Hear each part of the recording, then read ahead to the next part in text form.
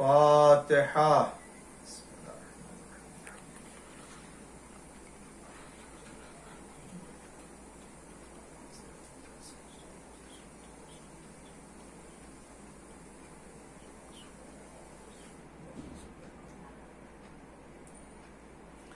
أعوذ بالله السميع العليم من الشيطان اللعين الرجيم. بسم الله الرحمن الرحيم. الحمد لله المعروف من غير رؤية، والخالق من غير منسبت. خلق الخلائق بقدرته واستعبد الأرباب بعزته، وسعد العظماء بجوده. والصلاة والسلام والتحية والإكرام على البشير النذير السراج المنير، حبيب الله العالمين أبي القاسم محمد، اللهم صل على محمد وعلى محمد وعلى آله الطيبين الطاهرين المعصومين المظلومين المنتخبين المنتجبين الغر الميامين الذين أذهب الله عنهم الرجس وطهرهم تطهيرا. اللهم صل على محمد وعلى محمد لا سيما الإمام المبين بقية الله في الأرضين، الحجة الثاني عشر والمهدي المنتظر، عجل الله تعالى فرجه الشريف. اللهم لعن أول ظالم ظلم حق محمد وآل محمد، وآخر تابع له على ذلك. اللهم لعن العصابة التي جاهدت الحسين وشايعت وبايعت وتابعت على قتله. اللهم لعنهم جميعا.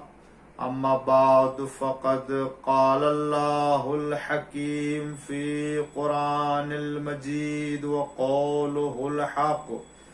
بسم الله الرحمن الرحيم.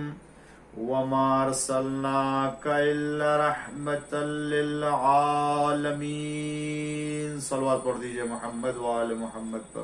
اللهم صل على محمد. ناظرین اکرام اور سامعین اعظام، یہ عشر ماہ سفر کی چوتھی مجلس ہے جو عظمت رسول اعظم صلی اللہ علیہ وآلہ وسلم کے عنوان سے میں اپنے معروضات کو آپ کے خدمت میں پیش کرنے کی سعادت حاصل کر رہا ہوں. آیہ کریمہ خداوند عالم ارشاد فرماتا ہے وَإِنَّا أَرْسَلْنَاكَ إِلَّا رَحْمَةً وَمَا أَرْسَلْنَاكَ إِلَّا رَحْمَةً لِلْعَالَمِينَ، اور ہم نے آپ کو نہیں بھیجا مگر عالمین کے لیے رحمت بنا کر کے. سب سے پہلی منزلت حضور اکرم کی یہی ہے کہ اللہ تعالیٰ نے اپنے حبیب کو عالمین کے لیے رحمت بنا کر کے بھیجا، اور یہ وہ نبی ہے کہ جو ہر ایک کے لیے رحمت ہے، تمام مخلوقات خدا کے لیے رحمت ہے. اللہ نے کسی قوم، کسی قبیلے، کسی گروہ کے لیے اعلان نہیں کیا، عالمین کہہ کے یہ بتا دیا کہ یہ نبی وہ ہے جو تمام لوگوں کے لیے، تمام عالم کے لیے جتنے بھی عوالم پائے جاتے ہیں ان تمام کے لیے نبی رحمت ہے. اچھوں کے لیے بھی نبی رحمت ہے، بروں کے لیے بھی نبی رحمت ہے، کافروں کے لیے بھی رحمت ہے، مومن کے لیے بھی رحمت ہے، مسلمان کے لیے بھی رحمت ہے، منافق کے لیے بھی رحمت ہے۔ دنیا کا کوئی فرد ایسا نہیں یا کوئی ایسے مخلوق نہیں کہ جس کے لیے حضور اکرم کی ذات گرامی کو رحمت بنا کر کے نہ بھیجا ہو۔ اب آپ کہیں گے کہ حضور اکرم رحمت ہے، مومن کے لیے بات سمجھ میں آتی ہے، مسلمان کے لیے رحمت ہے، بات آتی ہے عقل میں، لیکن کافر کے لیے رحمت، منافق کے لیے رحمت، بروں کے لیے رحمت، جہاں تک نیک انسان کا سوال ہے تو نیک انسان کے لیے حضور اکرم کی ذات گرامی رحمت ہے، مگر برے انسانوں کافروں کے لیے یقیناً، اس لیے کہ بروں کے لیے اس عنوان سے رحمت کہ ان کی برائی کو ختم کر دینے والے ہیں، کافر کی کفر کے اوپر پہرا لگا دینے والے ہیں، منافق کی برائیوں اور منافق کے شر سے محفوظ رکھنے والے حضور اکرم ہیں۔ اس طریقے سے ہر ایک کے لیے حضور اکرم کی ذات گرامی رحمت ہے۔ اللہ تعالیٰ نے قرآن کریم میں اپنے نبی حضرت محمد مصطفیٰ صلی اللہ علیہ وآلہ وسلم کے لیے جو صفات بیان کیے، جو خصوصیتیں بیان کی، آج کی مجلس میں آپ کی خدمت میں قرآنی صفات اللہ تعالیٰ نے اپنے پیغمبر کو جو قرآن میں صفت سے یاد کیا ہے، اور جتنے صفات تقریباً ان میں سے کچھ صفتوں کی طرف اشارہ کروں گا، اس سے اندازہ ہوگا کہ اپنے نبی کو اللہ تعالیٰ نے کتنا بڑا منصب اور کتنا عظیم انسان بنا کر کے بھیجا، اور قرآن کریم میں اس کا اعلان فرمایا۔ میں بغیر کسی مقدمے کے، بغیر کسی جو ہے وہ تاخیر کے، میں آیہ کریمہ کی تلاوت کروں گا، اور اسی آیہ کریمہ میں حضور اکرم کو خداوند عالم نے کتنی صفتوں سے یاد کیا ہے، میں وہ صفت آپ کے سامنے پیش کروں گا۔ تب اندازہ ہوگا کہ پروردگار عالم نے تمام امتوں اور تمام رسولوں کے مقابل میں جو ہمیں نبی دیا، وہ کتنا عظیم الشان نبی ہے۔ سورہ اعراف کی 157 آیت ہے، جس میں اللہ تعالیٰ ارشاد فرماتا ہے کہ الذین یتبعون الرسول النبی الامی الذی یجدونہ مکتوبا عندہم فی التوراۃ والانجیل یأمرہم بالمعروف وینہاہم عن المنکر وَيُحِلُّ لَهُمُ الطَّيِّبَاتِ وَيُحَرِّمُ عَلَيْهُمُ الْخَبَائِثَ وَيَضَعُ عَنْهُمْ إِصْرَهُمْ وَالْأَغْلَالَ الَّتِي كَانَتْ عَلَيْهِمْ فَالَّذِينَ آمَنُوا بِهِ وَعَزَّرُوهُ وَنَصَرُوهُ وَاتَّبَعُوا النُّورَ الَّذِي أُنزِلَ مَعَهُ أُولَئِكَ هُمُ الْمُفْلِحُونَ۔ اس آیہ کریمہ میں اللہ تعالیٰ نے چند صفتوں سے اپنے پیغمبر کو یاد کیا ہے، کہ جس میں ارشاد ہوتا ہے الذین یتبعون الرسول النبی الامی، وہ لوگ کہ جو خدا کے بھیجے ہوئے پیغمبر جو امی ہے ان کی پیروی کرتے ہیں، وہ پیغمبر کے جس کے صفات کو توریت میں، انجیل میں ان کے نزدیک بیان کیا، وہ پیغمبر کے جس کی صفت کو توریت میں، انجیل میں یعنی بیان کیا، اور اسی طریقے سے وہ پیغمبر کے جس کی صفت کو توریت اور انجیل میں ان کے نزدیک بیان کیا، دیکھتے ہیں، اور وہ لوگ یہ پیغمبر وہ کہ جو یأمرہم بالعرف، لوگوں کو نیکی کا حکم دیتے ہیں، وینہاہم عن المنکر، اور لوگوں کو برائی سے روکتے ہیں. اور وَيُحِلُّ لَهُمُ الطَّيِّبَاتِ، اور یہ وہ پیغمبر کے جو ان کے لیے پاکیزہ چیزوں کو حلال قرار دیتا ہے. وَيُحَرِّمُ عَلَيْهُمُ الْخَبَائِثَ، اور یہ وہ پیغمبر ہے کہ جو ان کے لیے خبیث آلودہ چیزوں کو حرام قرار دیتا ہے. اور اسی طریقے سے سنگین اور وزنی بار کو اور زنجیروں کو کہ جو ان کے اوپر ہے، ان کی گردن سے ان کے شانوں اور دوش سے اٹھاتا ہے. پس وہ لوگ کہ جو اس کے اوپر ایمان لے کر کے آئے اور ان کی حمایت کی، ان کی مدد کی، اور وہ نور کے جس کو اللہ نے ان کے ساتھ نازل کیا ہے اس کی پیروی کرتے ہیں، یہ لوگ کامیاب ہیں. الذی انزل معہ، جو ان کے ساتھ نازل ہوا، اولئک هم المفلحون، یہی وہ لوگ ہیں کہ جو کامیاب ہونے والے ہیں. اس آیہ کریمہ میں دیکھیں تقریباً 10 سے 12 صفتوں کا تذکرہ حضور اکرم کی ذات گرامی کے لیے کیا ہے. سب سے پہلا جو اللہ نے ایسی خصوصیت پہلی جو آپ کے لیے قرار دی ہے وہ کیا؟ رسول اور امی، نبی، رسول اور نبی. یعنی یہ سب سے پہلی ایسی خصوصیت ہے کہ جس میں تمام انسانوں سے پروردگار عالم نے حضور اکرم کی رسالت اور ان کے نبوت کو عظیم قرار دیا. البتہ یہ رسالت اور نبوت آپس میں اگر دیکھیں تو یہ متفاوت، الگ الگ ہے. نبوت کہتے ہیں مقام اتصال کو، مقام آگاہی کو، یعنی وہ منصب ہے کہ جس میں نبی آگاہ ہوتا ہے، جانتا ہوتا ہے، علم ہوتا ہے، اور اس کا رابطہ ہوتا ہے عالم بالا سے. یہ اتصال وحی کے حاصل کرنے کا ذریعہ و سبب بنتا ہے. لیکن رسالت کا مقام یہ پیغام کو پہنچانے اور وحی کو پہنچانے کا مقام ہوتا ہے.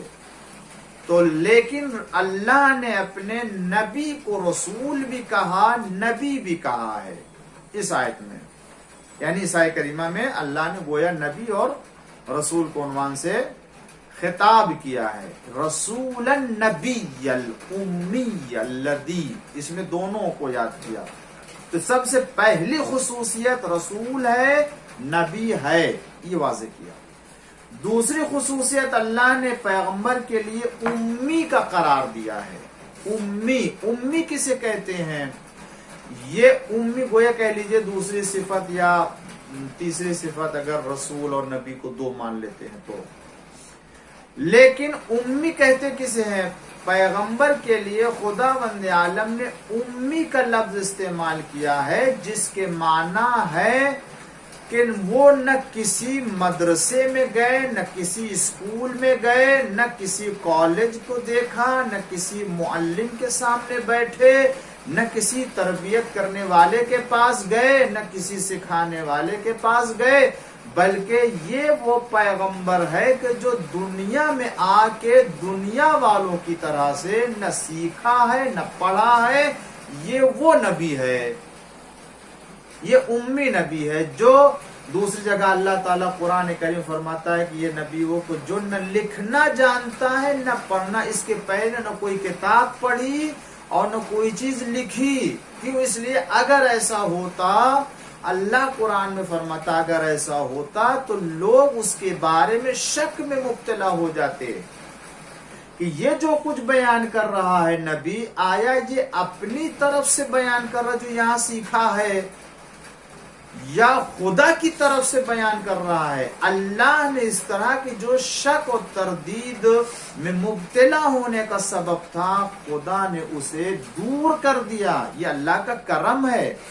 واقعاً بڑی آسانی سے لوگ اسے بہانہ بنا لیتے، مگر یہ وہ نبی ہے کہ جو امی ہے، یعنی یہاں آ کے اس نے نہیں سیکھا، مگر اس کے باوجود حکمت کی ایسی باتیں کرتا ہے، واعظ اور نصیحتوں میں ایسی ایسی باتوں کو بیان کرتا ہے، ایسی ایسی صفتوں کا حامل ہے، ایسے فضل و شرف کا حامل ہے، ایسی عزت کا حامل ہے، ایسی زندگی، ایسا اخلاق، ایسی تربیت اور ایسے تعلیم اور ایسے باتوں کو سکھاتا ہے کہ جو اس دنیا کے سیکھنے والے نہیں سکھاتے۔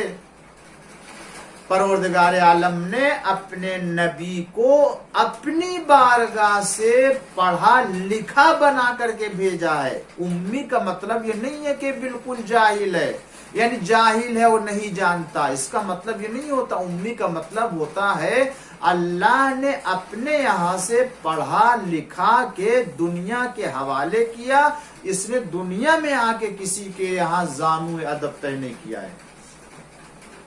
قرآن کریم میں خدا ارشاد فرماتا سورہ نحل میں فَاسْأَلُوا أَهْلَ الذِّكْرِ إِن كُنتُمْ لَا تَعْلَمُونَ، اگر تم نہیں جانتے ہو تو جو جانتے ہیں ان سے پوچھو۔ اور دوسری طرف اللہ قرآن کریم میں کیا فرماتا ہے کہ وَاللَّهُ أَخْرَجَكُم مِّن بُطُونِ أُمَّهَاتِكُمْ، خداوند عالم نے تم کو تمہاری ماؤں کے شکم سے پیدا کیا، باہر نکالا، کہ لا تعلمون شیئا، تم کچھ نہیں جانتے تھے، کچھ بھی نہیں جانتے تھے۔ اب یہ دیکھیں سوال پیدا ہوتا ہے، دیکھیں اللہ نے امی بنا کر بھیجا، اس کا مطلب یہ نہیں ہے کہ یہ پیغمبر جانتا نہیں ہے کچھ۔ خدا فرماتا ہے ایک طرف قرآن میں کہ تمہیں سب کو ہم نے جاہل پیدا کیا ہے، لا تعلمون شیئا، کچھ نہیں جانتے تھے۔ ایسا نہیں ہے کہ کچھ جانتے تھے کچھ نہیں جانتے تھے، نہیں، لا تعلمون شیئا، کچھ نہیں جانتے تھے۔ عام خطاب ہے، تمام انسانیت سے خطاب ہے اس قرآن کریم میں کہ واللہ اخرجکم من بطون امہاتکم، تم سب جاہل پیدا ہوئے ہو۔ دوسری طرف قرآن کریم میں اللہ تعالی تمام انسانوں سے خطاب کرتا ہے کہ فَاسْأَلُوا أَهْلَ الذِّكْرِ إِن كُنتُمْ لَا تَعْلَمُونَ، اگر تم نہیں جانتے ہو تو جو جانتے ان سے پوچھو۔ اس کا مطلب کیا ہوا؟ پروردگار تو نے تو جتنے لوگوں کو پیدا کیا ہے وہ سب جاہل ہے، تو خود قرآن میں کہتا ہے، اور دوسری طرح کہتا ہے کہ اگر نہیں جانتے ہو تو جاننے والے، جب سب نہ جاننے والے ہیں، سب جاہل پیدا ہوئے ہیں، تو پوچھے کس سے انسان؟ وہ کس سے دریافت کرے گا؟ اور تو کہتا ہے کہ جو نہیں جانتا وہ جاننے والوں سے پوچھے، تو دنیا میں آنے والے تو سب جاہل ہیں۔ مگر اللہ نے یہ قرآن میں اس آیے کریمہ میں یہ نہیں کہا ہے کہ جو نہیں جانتے وہ جاننے والوں سے پوچھے، یہ اللہ نے نہیں کہا ہے۔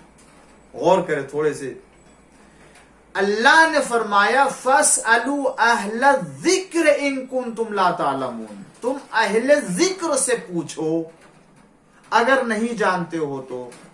اور اہل ذکر کون ہے؟ اہل ذکر کا ترجمہ جاننے والے نہیں ہوتے ہیں، اس کا اعلان دوسری جگہ اللہ تعالیٰ نے کیا ہے، یعنی اس کے معنی کو یعنی نہ جاننے اور جاننے والے کی حیثیت سے کہ هل يستوي الذين يعلمون والذين لا يعلمون، کیا جاننے والے اور نہ جاننے والے دونوں برابر ہو سکتے ہیں؟ وہاں اللہ نے یعلمون اور والذین لا یعلمون وہاں ذکر کیا، لیکن یہاں جہاں خدا فرماتا سب سے خطاب کرتا ساری انسانیت سے کہ نہیں جانتے ہو تو پوچھو۔ کس سے پوچھو؟ جاننے والوں سے نہیں، بلکہ اہل ذکر سے پوچھو۔ اہل ذکر کسے؟ اگر یاد ہو پہلی یا دوسری مجلس سے میں نے آپ کے سامنے ذکر ایک نام قرآن میں اللہ تعالیٰ نے پیغمبر کا ذکر کیا، جو امام جعفر صادق علیہ السلام نے ارشاد فرمایا بتایا کہ اللہ نے اپنے پیغمبر کو ذکر کے نام سے یاد کیا ہے۔ ذکر نام پیغمبر اسلام صلی اللہ علیہ وآلہ وسلم کا ہے، اور امام نے فرمایا اہل سے مراد ہم اہل بیت ہیں۔ تو اس کا مطلب یہ ہوا آیت کہتی ہے تمام انسانوں سے کہ اے انسانوں، مسلمان نہیں، اے انسانوں اگر نہیں جانتے ہو تو محمد اور آل محمد علیہ السلام سے پوچھو۔ اب فرق واضح ہو گیا، دنیا میں جو آ کے پڑھتے ہیں وہ یعلمون ہے، اور جو دنیا سے پہلے دنیا میں آتے ہیں پڑھے لکھے ان کو اہل ذکر کہتے ہیں، انہیں محمد اور آل محمد علیہ السلام کہتے ہیں۔ اللہ نے محمد آل محمد علیہ السلام کو اپنے بارگاہ سے علم دے کر کے بھیجا، اس دنیا میں انہوں نے نہیں سیکھا۔ ایک صلوات پڑھ دیجئے محمد وآل اللہم صلی علی محمد وآل محمد۔ پروردگار عالم نے اپنے نبی کو امی بنایا، یعنی اللہ نے اپنی بارگاہ سے علم دے کر کے بھیجا، یہاں کسی کے سامنے اس نے آ کے علم نہیں سیکھا۔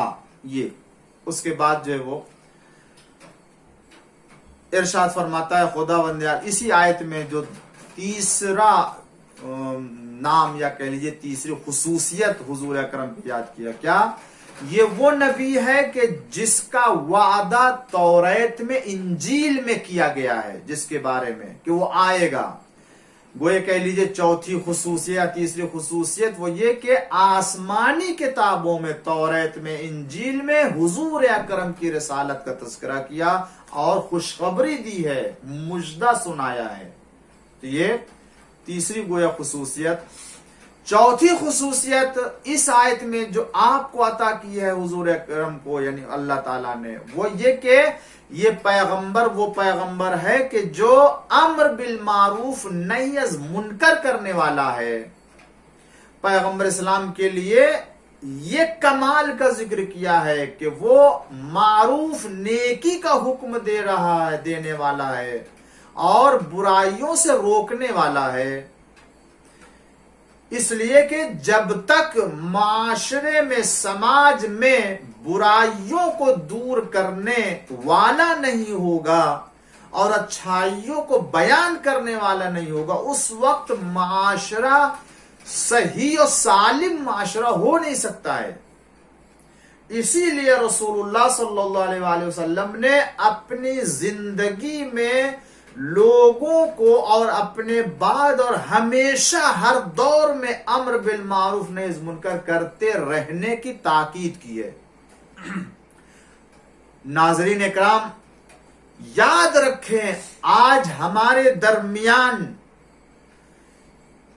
جو برائیاں پائی جاتی ہیں، ہمارے درمیان جو عیب ہے، اس کی ایک وجہ یہ بھی ہے کہ ہم نے امر بالمعروف نہی از منکر کرنا چھوڑ دیا ہے، جو عام مومنین کا وظیفہ تھا، اور خاص طور سے علماء کا وظیفہ۔ مگر یہ تمام مومنین کا وظیفہ ہے، جو بھی جانتا اس کا یہ وظیفہ ذمہ داری ہے کہ امر بالمعروف نہی از منکر کرے۔ مگر آج ہمارے معاشرے میں، سماج میں یہ عادت بن گئی ہے، یہ رسم ہے کہ اگر کوئی کسی کے لیے امر بالمعروف کرتا بھی ہے، نہی از منکر کرتا بھی ہے، تو اس میں اپنا مفاد دیکھتا ہے، اپنا فائدہ دیکھتا ہے، اپنا نقصان دیکھتا ہے، کہ اگر اس کا فائدہ ہے تب تو وہ امر بالمعروف بھی کرے گا، نہی از منکر بھی کرے گا، یا کوئی غرض ہے تو وہ اس وقت امر بالمعروف بھی کرے گا، نہی از منکر بھی کرے گا۔ اگر نہیں کر سکتا تو کسی سے کہے گا کہ آپ کہیے، آپ منع کیجئے، آپ اس کو حکم دیجئے۔ لیکن اگر نقصان دیکھتا ہے تو نہ خود وہ امر بالمعروف کرتا ہے اور نہی از منکر کرتا ہے، بلکہ جو لوگ کرنے والے ہیں ان کو بھی منع کرتا ہے کہ مولانا یہ نہ کہیے گا، یہ نہ پڑھیے گا، یہ نہ بیان کیجئے گا۔ اس کا کیا مطلب ہوا؟ اس کا مطلب یہ ہوا کہ ہم اپنے دل اور اپنے نفس کی پسند کے مطابق معاشرے میں اچھائیاں چاہتے ہیں اور برائیوں کا نہ ہونا چاہتے ہیں۔ یعنی اگر ہمارا دل پسند کرتا ہے کہ یہ برائی ہو تو اسے ہونا چاہیے، اور ہمارا دل کہتا ہے کہ یہ نیکی ہو تو اسے ہونا چاہیے۔ اس لیے نہیں کہ خدا چاہتا ہے کہ یہ برائی نہ ہو اور یہ نیکی معاشرے میں ہو، یہ بہت بڑا المیہ ہے ہمارے لیے، اور یہ بہت بڑی تشویش ہے، بہت بڑی بیماری ہے ہمارے درمیان کہ جو ہم انہی باتوں کو روکتے ہیں، انہی کاموں سے روکتے منع کرتے ہیں جس میں ہمارا کوئی فائدہ ہوتا ہے یا کوئی نقصان ہوتا ہے۔ اسی لیے امام محمد باقر علیہ السلام نے ارشاد فرمایا کہ آخری زمانے میں کچھ ایسے لوگ آئیں گے کہ جو موقع اور محل کے اعتبار سے امر بالمعروف نہی از منکر کریں گے، موقع و محل کے اعتبار سے، یعنی جس میں ان کے جان اور ان کے مال کو کوئی نقصان نہیں ہو رہا ہوگا، ان کو فائدہ پہنچ رہا ہوگا، تو وہ امر بالمعروف کریں گے۔ لیکن اگر ذرا سا بھی کوئی نقصان ہوا، اب نقصان کا مطلب یہ نہیں ہے کہ آپ کہیں کہ امر بالمعروف کیا ہی وہاں جاتا ہے جہاں نقصان نہ ہو، اس کا مطلب یہ نہیں کہ انسان جب بھی کسی طرح کوئی نقصان ہو تو چپ بیٹھا رہے، کسی طرح اس کے مراتب بیان کیے گئے۔ آپ زبان سے نہیں کہہ سکتے ہیں، آپ اشاروں سے کہیے، آنکھوں کے ذریعے، ایکشن کے ذریعے، اپنے بدن باڈی کے ذریعے سے، باڈی ایکشن ہوتی جس کی بنا پر اس کو سمجھایا جا سکتا ہے، روابط کے ذریعے سے، سلام کرنے نہ کرنے کے ذریعے سے، حال منہ بنانے کے ذریعے سے، کسی بھی عنوان سے تو امر بالمعروف نہی از منکر ہوگا اگر نقصان، مگر یہ تو نہیں کہا ہے کہ اگر آپ کے لیے کسی طرح کوئی نقصان ہے تو بالکل سرے سے امر بالمعروف نہی از منکر نہیں ہوگا، نہیں۔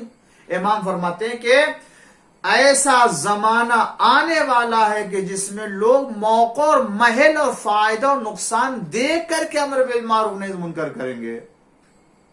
یہ میرا گھر والا ہے، لہذا اگر اس سے کوئی برائی سرزد ہوتی ہے تو نظر انداز کر دیا جائے گا، لیکن یہ پرایا ہے، غیر ہے، اس سے اگر کوئی برائی یا کوئی برا کام سرزد ہوتا ہے تو اس کی سرزنش کی جائے گی، منع کیا جائے گا۔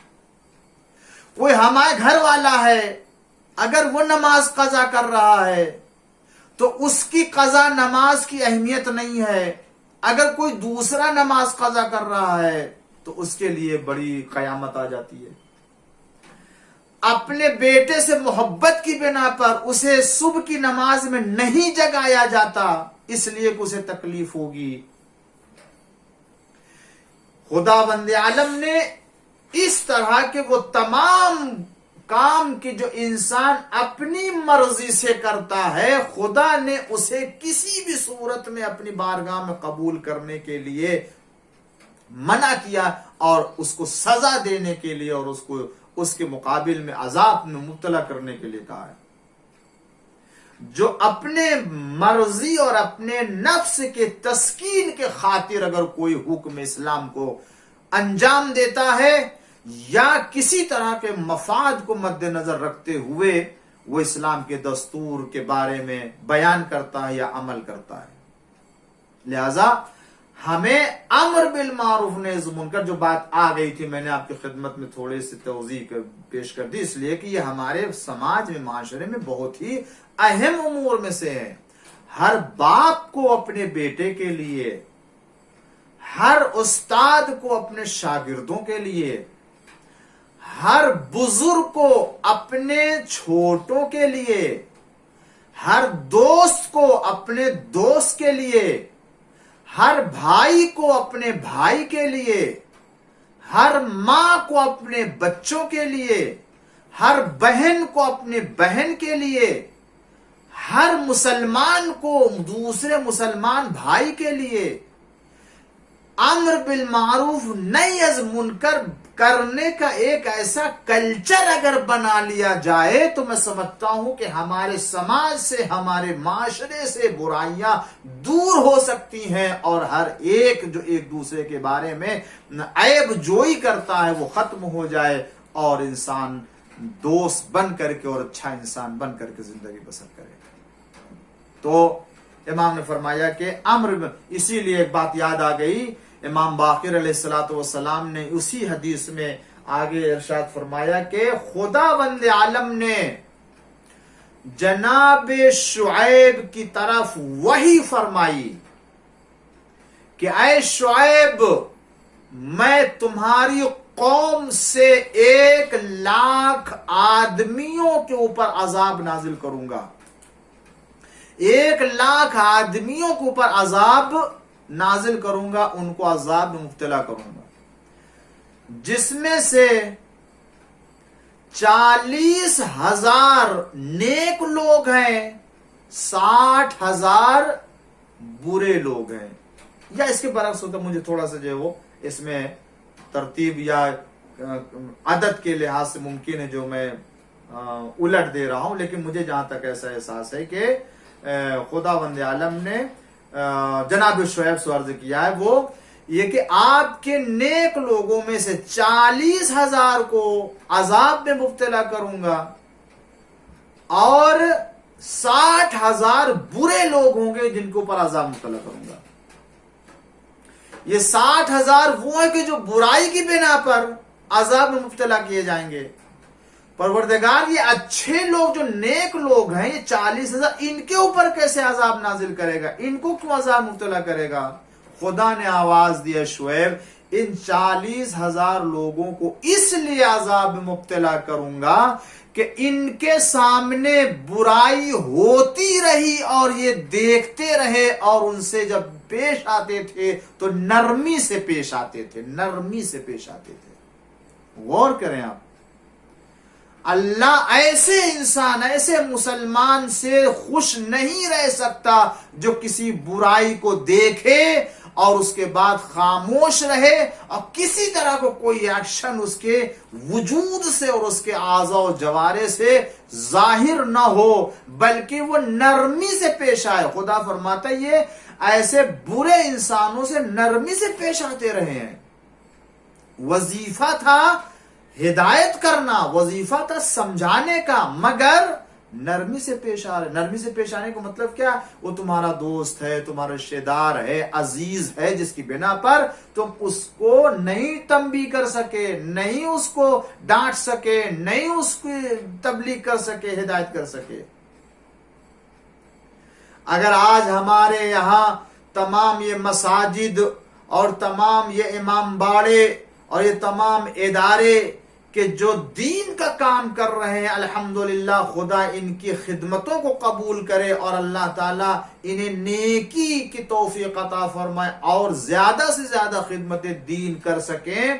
اگر آج کے ماحول میں اور اس وظیفے کی اہمیت کو دیکھتے ہوئے جو حضور اکرم نے فرمایا ہے اور آپ کا ایک وظیفہ تھا، اگر 5 10 12 زیادہ نہیں، بس 5-7 لوگوں کی ایک کمیٹی ایسی بنائی جائے کہ جس میں دیندار افراد ہوں، خود دین سمجھتے ہوں، حلال حرام جانتے ہوں، جائز ناجائز جانتے ہوں، اور ان کی باقاعدہ ٹریننگ دی جائے اور ان کی تربیت کی جائے اور انہیں با اخلاق بنا کر کے اپنے معاشرے میں، سماج میں، بلکہ ان مقامات پر کہ جہاں زیادہ لوگوں کا اجتماع ہوتا ہے ایسی جگہوں کے اوپر، یا یہ نگاہ رکھیں جہاں کوئی برا کام کر رہا ہے، جھوٹ بول رہا ہے، غیبت کر رہا ہے، عیب جوئی کر رہا ہے، ایسے لوگوں کو بڑے نرمی اور بڑے اخلاق اور کردار سے ان کی رہنمائی کریں، ان کی ہدایت کریں، اور یہ امر بالمعروف نہی از منکر کا وظیفہ ادا ہو جائے گا. اس میں ابتدا میں ہو سکتا ہے یہ تکلیف ہو، اذیت ہو، پریشانی کا سامنا ہوگا، مشکلات کا سامنا ہوگا، لیکن یہ ایک ایسا وظیفہ ہے کہ جو ہر مسلمان کے اوپر واجب ہے، ضروری ہے. خاص طور سے علماء جو اہل علم ہے، علماء کے علاوہ جو اہل علم ہے، مسائل سے واقفیت رکھتے ہیں، ان کی ذمہ داری ہے. نماز کا وقت ہے، اول وقت نماز کا ہو رہا ہے، گزر رہا ہے یا جماعت ہو رہی ہے، باہر مسجدوں کے باہر کھڑے ہوئے اگر اپنے کچھ مؤمنین ہیں تو ان کو متوجہ کرایا جائے. یہ امر بالمعروف نہی از منکر ہوگا. اور اگر ان باتوں سے وہ نہیں مانتے اور نرمی سے، اور اگر وہ اس بات کی طرف متوجہ نہیں ہوتے، تو ہم اس سے زیادہ جو ہے ان سے سختی سے پیش آئیں گے، اپنے روابط کم کر لیں گے، اپنے جو ہے وہ طور طریقے میں فرق کر لیں گے، تاکہ انہیں یہ احساس ہو کہ ہاں یہ اگر یہ ہر طرف سے ماحول بننے لگے اور ہر طرف سے لوگ اس وظیفے کے اوپر عمل کرنے لگے، تو دیکھیے معاشرے میں جو لوگ اسے برا سمجھتے ہیں وہ خود کرنے لگیں گے، اور ایک سوسائٹی ایسی تربیت پائے گی کہ واقعی جس کو اللہ اور رسول دوست رکھتا ہوگا۔ خدا توفیق دے کہ ہم سب اس وظیفے کے اوپر عمل کریں اور اللہ ہم کو اس وظیفے سے سبکدوش فرمائے۔ یہ چوتھی خصوصیت تھی جو حضور اکرم صلی اللہ علیہ وآلہ وسلم کو پروردگار عالم نے نوازا، اس آیہ کریمہ میں جو سورہ اعراف کی میں نے ذکر کیا۔ اس کے بعد پانچویں خصوصیت یہ ہے کہ وہ پیغمبر جو لوگوں کے درمیان آ رہا ہے، اس پیغمبر کی خصوصیت یہ کہ طیبات پاکیزہ چیزوں کو حلال کرے گا، وہ خبائث اور جو خبیث اور جو بری چیزیں آلودہ چیزیں ہیں ان کو یہ حرام قرار دے گا۔ یعنی اسلام کی تعلیمات میں سے ایک تعلیم جو حلال اور حرام قرار دینا چیزوں کو ہے، یہ خود ان چیزوں کے اندر پائی جانے والی خصوصیت کی بنا پر حلال و حرام قرار دیا گیا ہے۔ پاک چیز میں خود اس کے اندر ایک ایسی پاکیزگی پائی جاتی ہے، نفس سے طہارت اور نفس سے پاکیزگی کا خیال کرتے ہوئے اسے پاک حلال قرار دیا گیا، اور چیزوں کی خباثت اور خوب سے شے کا لحاظ کرتے ہوئے اسے حرام قرار دیا گیا ہے۔ حرام و حلال قرار دینے کا حق اللہ نے صرف اور صرف اپنے پیغمبر کو دیا ہے، وہ بھی بیان کرنے کا حق رکھتا ہے۔ اپنی جانب سے کسی چیز کو حرام قرار دینا، کسی چیز کو حرام قرار دینا، حلال قرار دینا، یہ خود پیغمبر بھی اپنی جانب سے نہیں، اللہ نے جن چیزوں کو حرام کہا حرام اور جن چیزوں کو حلال حرام کہا۔ یہ شریعت پروردگار ہے جو شریعت محمدی کے نام سے جانی جاتی ہے۔ اس میں ایک ایک حکم خداوند عالم کا بیان کرتا ہے، انسان کی مجال نہیں ہے، انسان کی بساط نہیں ہے کہ وہ انسان کے لیے قانون بنا سکے۔ تو اب جہاں خدا نے اپنے نبی کو یہ حق نہ دیا ہو تو امتی کو یہ حق کیسے حاصل ہو جائے گا؟ امتی کو کیا حق ہوتا ہے کہ وہ کسی چیز کو حرام قرار دے، کسی کو حلال قرار دے؟ مگر آپ دیکھیے یہ مسلمانوں کی بدبختی ہے کہ جن کو کوئی حق نہیں تھا کہ یہ اسلام میں حلال چیزوں کو حرام چیزوں کو حلال یا جائز چیز کو ناجائز، ناجائز کو جائز قرار دے، بدعتوں کو ایجاد کرے۔ مسلمانوں نے وفات پیغمبر کے بعد جو ہے وہ آنے کے بعد مسند خلافت پر قبضہ کیا اور اپنی مرضی سے، اپنے نفس سے، دل کے خواہش کے مطابق انہوں نے چیزوں کو حرام کیا اور حلال کیا، شریعت میں اضافہ کیا، بدعتوں کو رائج کیا۔ مگر آج تک مسلمان اس بات کا احساس نہ کر سکا کہ آیا یہ حق تھا ان کو یا نہیں تھا، جبکہ پیغمبر اسلام صلی اللہ علیہ وآلہ وسلم کے لیے اللہ تعالیٰ نے وہی بیان کرنے والے، اور یہ حلال محمد حلال الی یوم القیامہ، حرام محمد حرام الی یوم القیامہ، جو حرام کر دیا وہ آخر تک، جو حلال کر دیا وہ آخر تک۔ بعد کے جانشین جو آئیں گے انہی چیزوں کی تشریح کریں گے، وضاحت کریں گے۔ یہ ان کا حلال کرنا، حلال کو حلال کرنا ہے، حرام کو حلال کرنا نہیں ہے۔ حرام کو بیان کر کے حرام کی شکل میں پیش کرنا ہے، کسی حلال کو حرام کرنا نہیں، یا حرام کو حلال نہیں کرنا ہے۔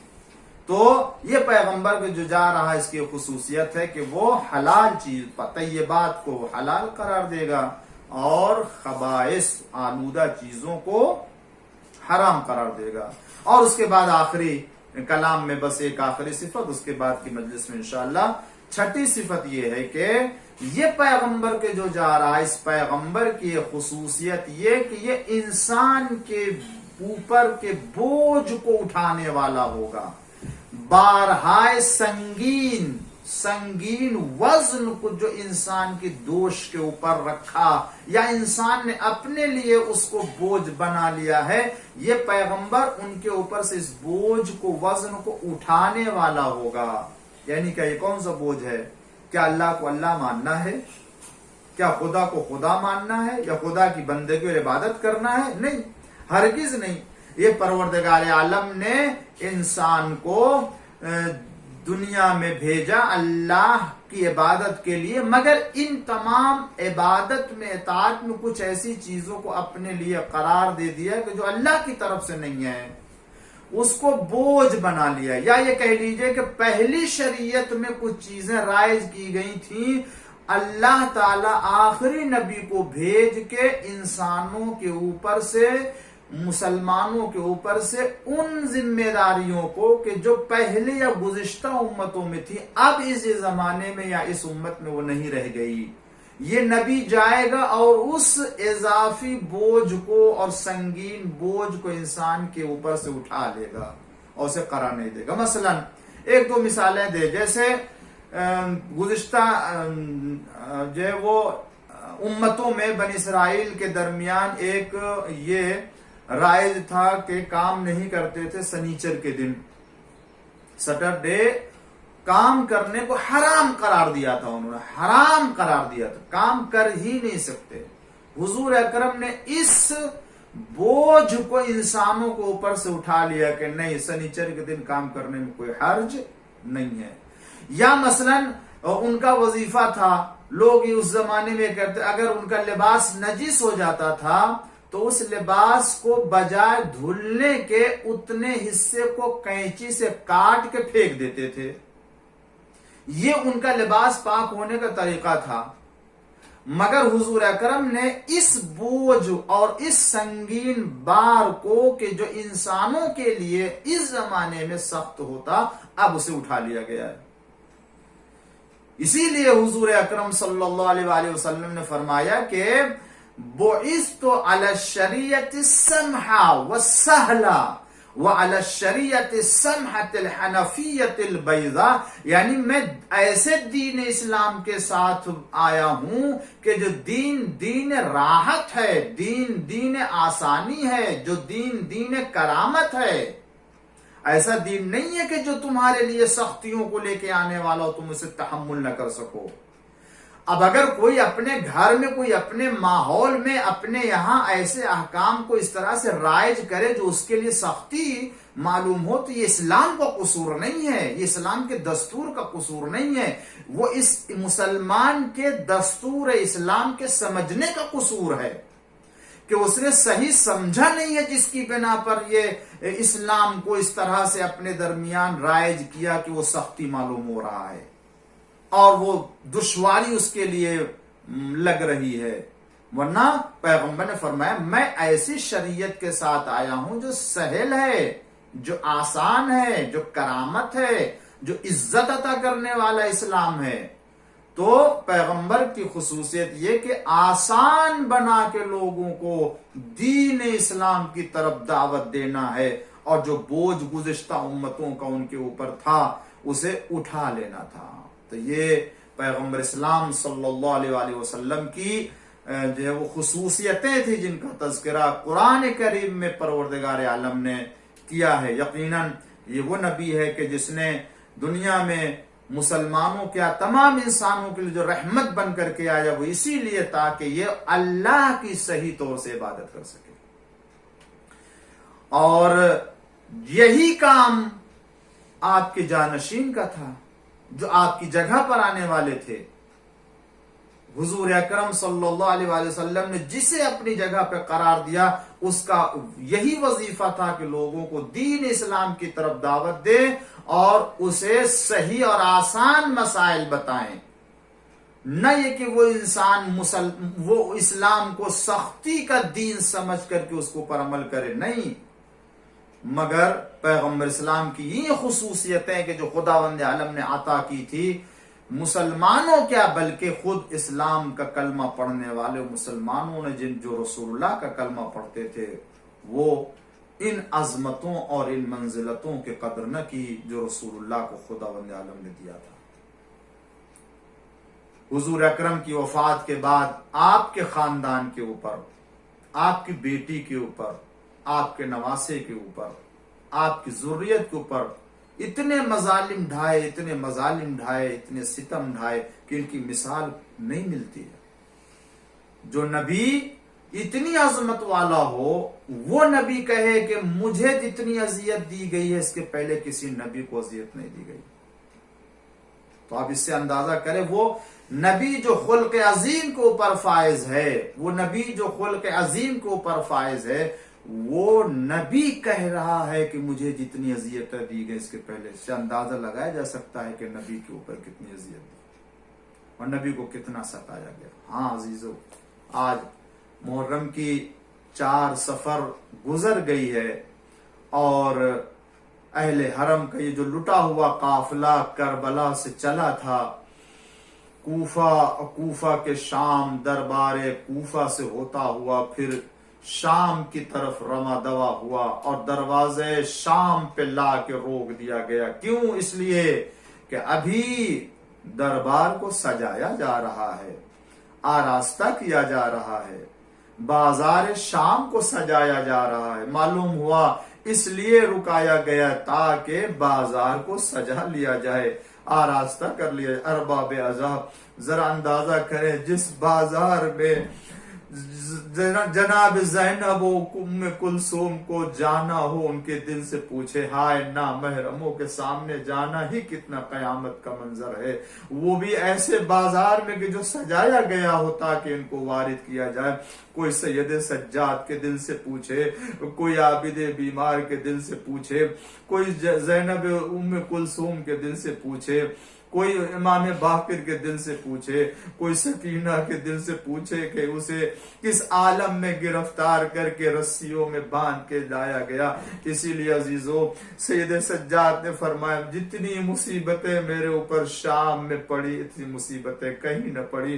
اے عزاداروں، جب اہل حرم کو بازار میں شام کے داخل کیا گیا، اس انداز سے سید سجاد کے ہاتھوں میں ہتھ کڑی، پیروں میں بیڑی، گلے میں توق خاردار ہے، اور بیویاں ہیں کہ جو انہیں اسیر کیا گیا ہے، اور اس کے بعد نوک نیزہ کے اوپر شہداء کے سر بلند ہیں۔ ان سروں کو رکھا گیا سامنے عزاداروں تاکہ یہ بیویاں اپنے وارث کو دیکھے تو اور زیادہ انہیں تکلیف ہو۔ ہاں عزاداروں، سید سجاد ہیں کہ جو اس قدر توق کی گرانی کی بنا پر سر نہیں بلند کر سکتے ہیں، مگر کوئی ہے کہ جو جا کر کے ایک مرتبہ کوئی برا بھلا کہتا ہے، کوئی سید سجاد کے اوپر جو ہے وہ کوئی پتھر مارتا ہے، کوئی جو ہے وہ اذیتیں دیتا ہے، مگر اسی عالم میں ایک چاہنے والا جس نے دیکھ لیا، کیونکہ وہ آیا تھا جب وارد ہوا تو اس نے دیکھا کہ شام میں ایک عجب جشن کا ماحول ہے، پوچھنے لگا بتاؤ بھائی کیا شام والوں کی کوئی عید ہے کہ جو آج جشن منا رہے؟ کہا نہیں، عید نہیں ہے، بلکہ ایک خارجی نے یزید کے اوپر خروج کیا تھا، یزید کو فتح ملی ہے اور انہیں سب کو گرفتار کر کے لایا گیا ہے۔ اب یہ چاہنے والا گیا وہاں جو دروازے سعاد کے اوپر ہے، ان سب کو وہاں سے لایا جائے۔ اب گیا جا کے دیکھا تو کیا دیکھا؟ ایک جوان ہے جس کے ہاتھوں میں ہتھ کڑی، پیروں میں بیڑی ہے، گلے میں توق خاردار ہے، وزنی ہے، ہاتھ اس کے پسے گردن سے بندھے ہوئے ہیں۔ ارے کچھ بیویاں ہیں کہ جن کے سروں پہ چادریں نہیں ہیں، کچھ نیزے ہیں کہ جس کے اوپر سر بلند ہیں، کٹے ہوئے سر ہیں، اور ان سروں سے معلوم ہوتا ہے کہ یہ بہت شریف انسان ہیں، ان کی چہرے کی نورانیت سے معلوم ہوتا ہے۔ یہ پریشان ہو گیا، آگے آیا، جس نے سجاد کو جو غور سے دیکھا تو اس نے پہچان لیا، سلام کیا، سلام ہوئے فرزند رسول، ایک مرتبہ سید سجاد نے فرمایا ارے کون ہے کہ جو مجھے سلام کر رہا ہے؟ ہم تو جب سے یہاں آئے ہیں کوئی برا کہتا ہے، ارے کوئی اذیتیں دیتا، کوئی سلام کرنے والا نہیں ہے، کوئی حال احوال پوچھنے والا تم کو کہا اے فرزند رسول، ارے ہم سہل ساعدی ہیں رسول اللہ کے صحابی۔ مولا نے پہچان لیا، کہا اے چاہنے والے، ارے تم اگر کچھ اس وقت مدد کرنا چاہتے ہو تو جاؤ کوئی بازار سے کپڑا لے کے آ جاؤ۔ ارے کپڑا کیا کریں گے مولا، بس عزادارو مجلس تمام کر رہا ہوں۔ سید سجاد نے کہا اے سہل اگر تم کچھ مدد کرنا چاہتے ہو تو جاؤ کپڑا لے لو اور لا کے مجھے دے دو، اس لیے کہ یہ جو توق ہے گردن میں، اس کی گرانی اور اس کے کانٹے نے میرے گردن کو زخمی کر دیا ہے۔ ارے لا کے کپڑا اس کانٹے کے نیچے رکھ دو۔ ہاں میرا بیمار کربلا توق گرا سے گردن زخمی ہو چکی تھی، اسی لیے تو جب رہا ہو کے مدینہ آئے ہیں اور محمد حنفیہ نے بڑھ کے چاہا کہ آپ کے گلے میں ہاتھ ڈال کے ملاقات کریں اور آپ کو پرسا دے بابا کا، تو سید سجاد نے ہاتھوں کو ہٹا دیا، کہے چچا آہستہ ملیے آہستہ ملیے۔ بس سید سجاد نے جیسی کہا محمد حنفیہ کو عجیب سا لگا، اے بیٹا میرا بھائی مارا گیا، تم مجھ سے ملنا بھی نہیں چاہتے ہو؟ کہا نہیں چچا یہ بات نہیں ہے، جو توق پہنایا گیا تھا گلے میں اس کا زخم ابھی بھی باقی ہے، مندمل نہیں ہوا۔ وَسَيَعْلَمُونَ الَّذِينَ أَيَّ مُنْقَلَبٍ يَنْقَلِبُونَ رِضًا بِقَضَائِهِ وَتَسْلِيمًا لِأَمْرِهِ۔ پروردگارہ بحق زہرا و ابیہ و بال و بنیہ و سر المستودع فیہ، امام زمانہ کے ظہور میں تعجیل فرما، پالنے والے ہم سب کو حضرت کے چاہنے والوں میں شمار فرما، پالنے والے ہماری اس مجلس کو قبول فرما، بانیان مجلس کے نام اعمال میں ان آنسوؤں کو اور ان مجالس کو قرار فرما، پالنے والے روز آخرت اس مجلس کو ہم سب کے لیے ذریعہ شفاعت قرار فرما، پالنے والے ہم سب کو عزاداران امام حسین میں قرار فرما، پالنے والے ہمارے چھوٹے بڑے گناہوں کو معاف فرما، پالنے والے ہم سب کو سنت پیغمبر اور رسول اعظم صلی اللہ علیہ وآلہ وسلم کی تعلیمات پر عمل کرنے کے توفیق عطا فرما، پالنے والے ہم سب کو دنیا میں آخرت میں شفاعت پیغمبر اور شفاعت امام حسین علیہ السلام نصیب فرما، بحق محمد وآلہ الطاہرین۔